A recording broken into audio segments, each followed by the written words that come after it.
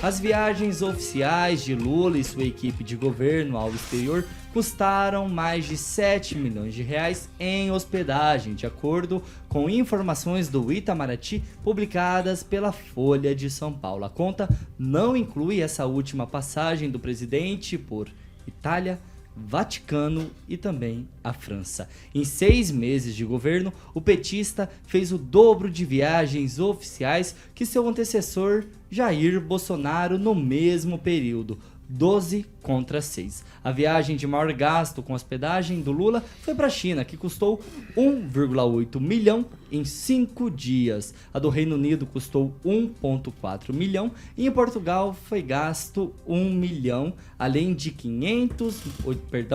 815 mil reais na Espanha. Os gastos com hospedagens são apenas parte do valor investido nessas empreitadas. Na ocasião em que esteve por 4 dias na Argentina, no caso, para a cúpula do Selec, por exemplo, a comitiva de Lula gastou 715 mil com hospedagem, mais 337 mil em diárias para servidores, 497 mil em aluguéis de veículos, olha só, e além de 24 mil reais na contratação de intérpretes, entre outros custos. O governo Lula argumenta que as viagens fazem parte de um esforço para retomar relações diplomáticas com o mundo após o governo Jair Bolsonaro, mas boa parte da agenda petista no exterior com a obsessão por mediar a crise na Ucrânia. E eu começo com Daniel. É viagem atrás de viagem, né, Daniel? Thiago, é viagem atrás de viagem e o que mais nos assusta são os valores, né? O Lula, que sempre pregou em sua campanha de ajuda aos pobres, acabar com a pobreza, com a fome, esses números exorbitantes em 7 meses de governo. E acredita assim também, quando a gente falou aqui de viagens também, quando traz algo que traz benefícios ao país, vamos apoiar, né? Vamos se reverte isso em situações que trazem coisas boas para nós, para que aqui na ponta sejam favorecidos.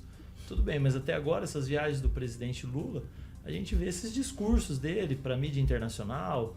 Então, assim, é muita viagem nesse pouco tempo de governo, muito dinheiro gasto por uma propaganda que ele fez durante a campanha. Então, assim, acho muito número absurdo que nos entristece e que a gente deve cobrar. Deve divulgar, as pessoas devem saber, porque quando era o Bolsonaro que fazia as viagens, era divulgado, era pancada em cima de pancada. E agora a gente não vê com tanta ênfase essas divulgações. E eu volto a dizer, se essas viagens dele trouxessem um benefício para o país, ao invés de só mídia para ele, discurso, tudo bem, ok, é o chefe, né, da nossa nação, vai pro hotel, fica na suíte presidencial, fica na mais cara que tem, nos hotéis mais caros que tem. Ô Daniel, mas essas viagens de alguma forma não tá abrindo o Brasil pro comércio exterior e de alguma maneira facilitando a economia brasileira?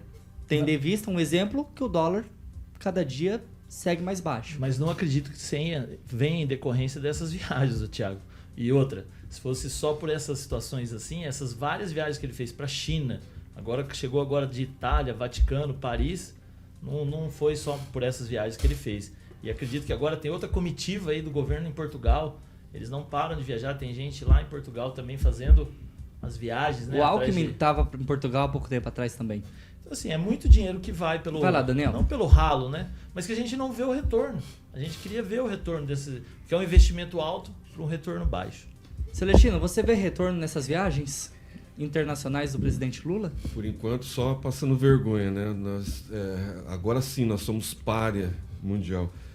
Pela primeira vez, a Folha, né, no seu editorial, admitiu que existe sim o Foro de São Paulo. Olha só, a primeira vez que uma grande mídia admite o Foro de São Paulo.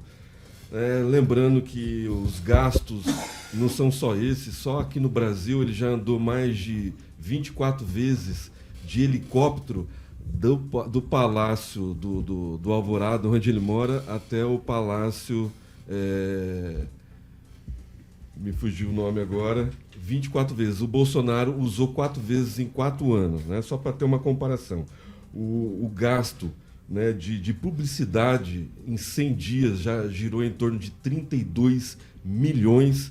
Então tem vários custos. Parece uma diária lá na Itália, só de Wi-Fi ele gastou 33 mil reais.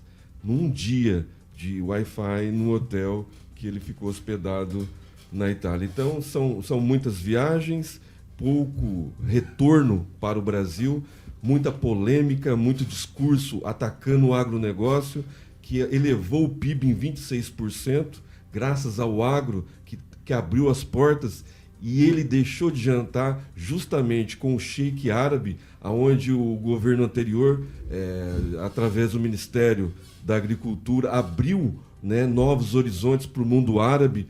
Parece que só no mundo árabe foram 8 frigoríficos, e ele deixou de jantar com um importante parceiro atual do Brasil.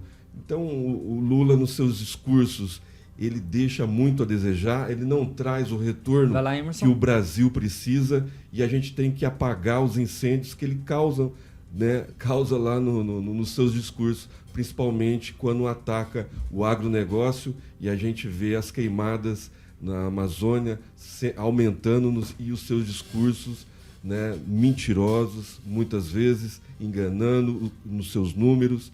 A gente não vê esse retorno para o Brasil. Francês, tudo isso é uma maneira, um jeito do Lula ele fazer uma autopropaganda para melhorar a imagem do Brasil lá fora?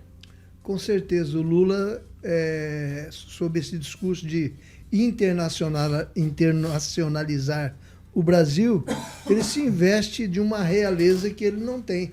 Na verdade, ele está fazendo uma lua de mel com o seu terceiro mandato e com a sua querida Janja, né? Só para dar um exemplo, aqui pertinho aqui com a Argentina, ele já se reuniu com o presidente da Argentina, inclusive hoje, 5 vezes. Ele se reuniu com o presidente da Argentina mais do que ele já se reuniu com 20 de seus ministros. Ele não conseguiu tudo isso.